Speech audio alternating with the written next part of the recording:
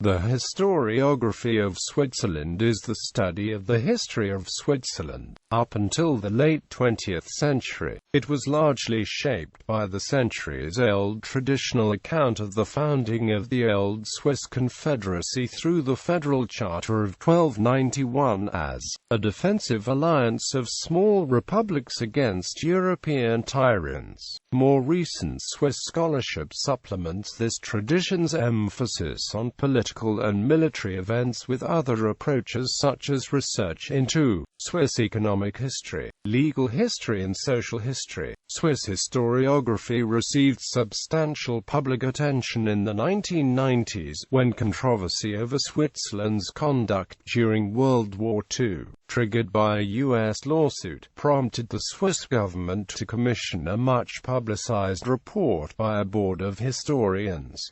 Early works. The earliest works of Swiss history are the battle songs and folk songs in which the earliest Confederates celebrated their deeds, as well as the illustrated chronicles written mostly in the 15th to 17th century on behalf of the authorities of the city-states of Bern and Lucerne. While these chronicles were written from the point of view of the individual states, even the earliest did address issues of all Swiss significance in some detail. With the introduction of movable type in Europe, chroniclers could reach a wider audience and begin to write about Swiss history as a whole. The 1507 Chronicle of the Swiss Confederation by Pietman Ettelin exerted great influence on later writers because, as a printed work, it was the first to be generally available. Moreover, humanist scholars such as Johannes Stumpf and Egidius Tschudi connected the history of the time with the Roman era of Switzerland and to the accounts of the Helvetii, giving a greater depth to the emerging discipline of history in Switzerland. This development came to a close with Josias Simler's 1576 De Helvetiorum Republic Libri Duo, a sober account of the Confederacy's constitutional status and historical background. The work remained the definitive account of Swiss political history for centuries. It saw some 30 editions up until the 18th century, and was immediately translated into German and French.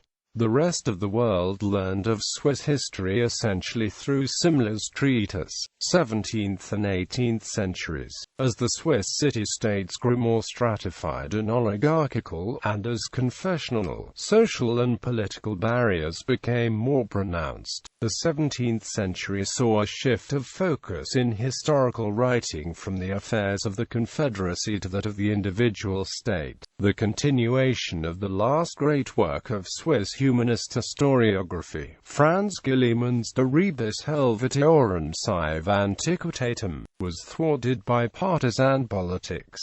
The Baroque appetite for curiosa was allayed by Matthaus Merian's great engravings. Historical research bloomed again in the time of the Enlightenment, when as early as with Johann Jacob Wagner's 1680 Historia Naturalis Helvetii Curiosa, the spirit of critical inquiry took hold in Swiss scholarship. Conditions were not optimal. State archives remained mostly closed to private researchers, and the zeitgeist favored a heroic interpretation of history in a less than heroic present. Still, the early 18th century saw the first critical editions of ancient sources and the publication of the first Swiss historical journals. The century's most significant work of historiography was the country's first historical dictionary, the 20-volume Allgemeines Helvetisches Eidgenössisches Lexikon in 20 volumes, written by scholars from all cantons and edited by Johann Jacob Leu. The first comprehensive historiography was Gottlieb Emanuel Haller's 6-volume Bibliothek der Schweizer Geschichte. The need for a historical overview was met by François-Joseph Nicolas Dalt de Tiefenthal's very patriotic Histoire des Helvetians,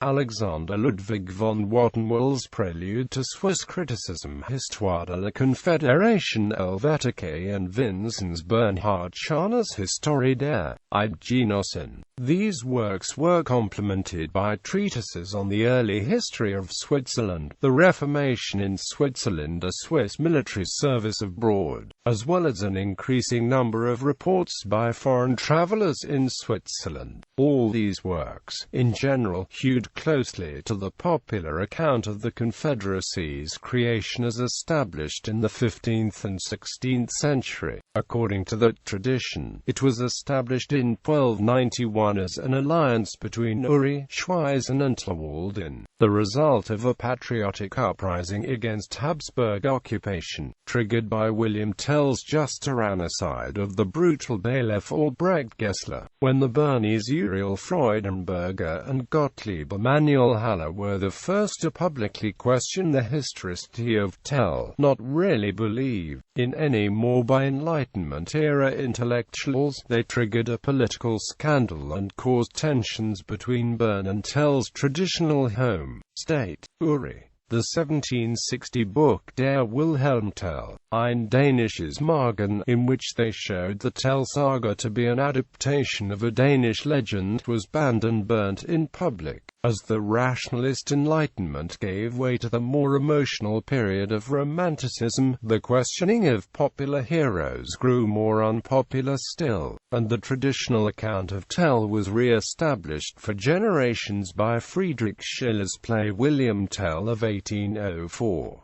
19th century. Building a national history. The 19th century's most influential work of historiography was Johannes von Müller's epic and lively 5-volume Geschichten Schweizerischer Eidgenossenschaft. It helped Switzerland, thrown into turmoil by Napoleon's violent overthrow of the ancient regime and the establishment of the short-lived Helvetic Republic, to find a sense of national identity and to refound the Confederation after Napoleon's fall. The work, which did not go beyond the Swabian War of 1499, Switzerland's War of Independence, was soon continued in the works of an entire generation of historians. Robert Glutz von Blotzheim and Johann Jacob Hottinger in the German-speaking part of Switzerland, as well as Louis Vuillemin and Charles Minardin. The Romandie translated and extended Müller's work, providing the new federal state founded in 1848 with a reasonably coherent common national history. Von Müller's work was eventually supplanted by Johannes Dyrauer's seminal Geschichte der Schweizerischen Eidgenossenschaft, which remains indispensable to modern research thanks to its thorough critical apparatus. Popularization of history. In the period of historicism, learning from this national history became a general preoccupation, and dozens of works of popular history, notably by the educator Heinrich Zetschocher and by the liberal historian André Deguet, were published to meet this demand. The democratic reforms of the 18th century caused a broadening of public education and the publication of innumerable historical textbooks. Cantonal archives along with the new federal archives were opened to researchers, and chairs of Swiss history were established in Swiss universities. The first historical society in Switzerland was founded in 1841. Publication of official documents, an important foundation for later research, was laid in the later 19th century through the edition and publication of official documents, including those of the Old Confederacy and the Helvetic Republic, in voluminous series whose publication was not completed until 1966. This tradition is being continued in the ongoing publication of Swiss diplomatic archives by several Swiss universities starting in 1979. Focus on early history, with the 17th and 18th century seen by later 19th century historians as uninteresting periods of stagnation. Academic interests focused on the early history of Switzerland, whose discovery was aided by new archaeological methods and, following European trends, on the medieval period and the Reformation. The conservative Roman Catholic cantons, who had been defeated in the 1847 Sonderbund War, also received little attention from scholars situated in the liberal Protestant mainstream of the time. 20th century. Topical histories. The early 20th century saw the publication of great topical histories of Switzerland, including Eugen Huber's Legal History, Andreas Hüsler's Constitutional History and Paul Schweizer's Diplomatic History.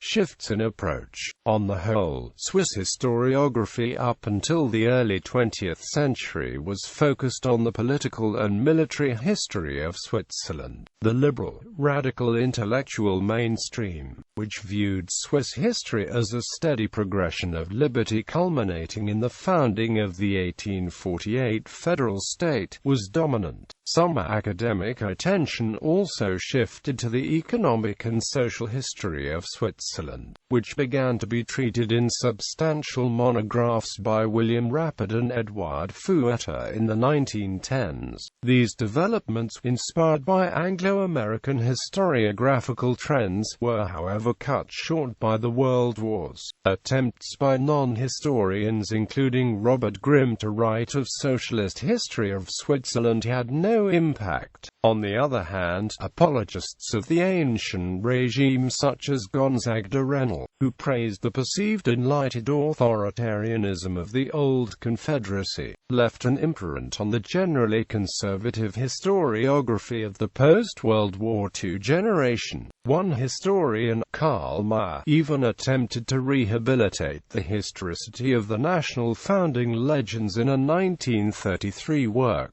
The early Cold War period's emphasis on geistige Landesverteidigung, intellectual defense of the country, did also not encourage a rethinking of Swiss history. It was only with the societal upheavals associated with the year 1968, which in Switzerland as elsewhere in the West began to move the mainstream of academic thought to the political left, that the approach of Swiss historians began to shift again. Picking up where Rappert and Fouetter had left off, historians of the 1960s and 1970s published large treatises on the social and economic history of Switzerland, adapting the newer methods of historical research in the United States, the United Kingdom and France.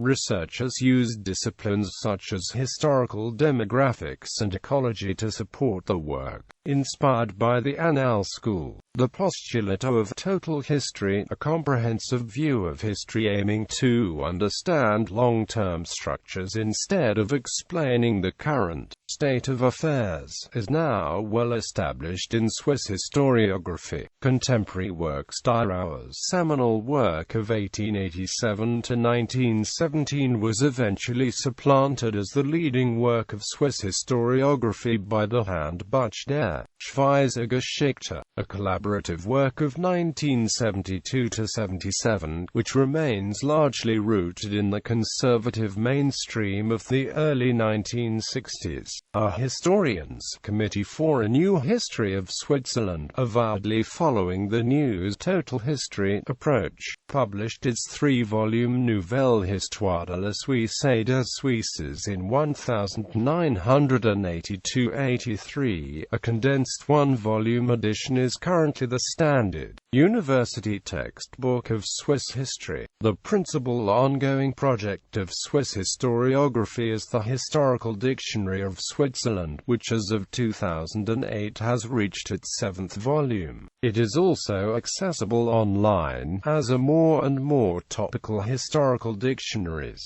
including SIKART and the Culinary Heritage of Switzerland project.